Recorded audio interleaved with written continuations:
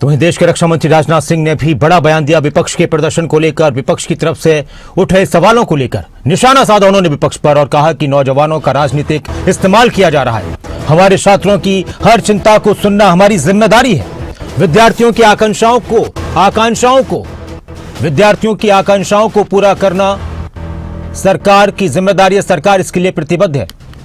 विद्यार्थियों की आकांक्षाओं को पूरा करने के लिए प्रतिबद्ध है। युवाओं का राजनीतिक इस्तेमाल दुर्भाग्यपूर्ण है। संसद में बहस सड़क पर नहीं, संसद में बहस होगी लेकिन सड़क पर नहीं। युवाओं की भावनाओं को लेकर हम संवेदनशील हैं। देश के रक्षा मंत्री राजनाथ सिंह का यह बयान आया है।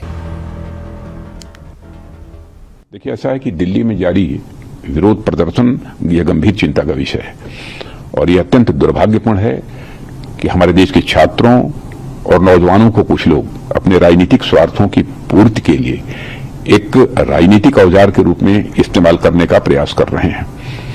प्रधानमंत्री मोदी जी के नेतृत्व में हमारी सरकार विद्यार्थियों और नौजवानों की आकांक्षाओं को पूरा करने और उनके कल्याण के प्रति पूरी तरह से प्रतिबद्ध है और हमारे छात्रों की हर चिंता को सुनना और उसका समाधान करना यह हम सबकी जिम्मेदारी है।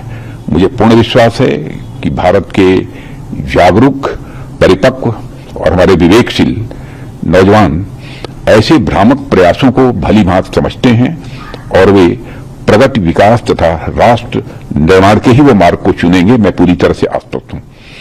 हम इस बात के लिए भी पूरी तरह से प्रतिबद्ध हैं कि किसी भी व्यक्ति, विशेषकर हमारे छात्रों और नौजवानों के साथ किसी भी प्रकार का अन्याय न हो और विपक्ष के कुछ नेताओं द्वारा मैन्युफैक्चर्ड एक सेंस ऑफ एंगर, आक्रोश लोगों के अंदर केवल जनता, विशेषकर बच्चों के नौजवानों को भ्रमित करने और गुमराह करने का मैं मानता हूं कि यह असफल प्रयास है।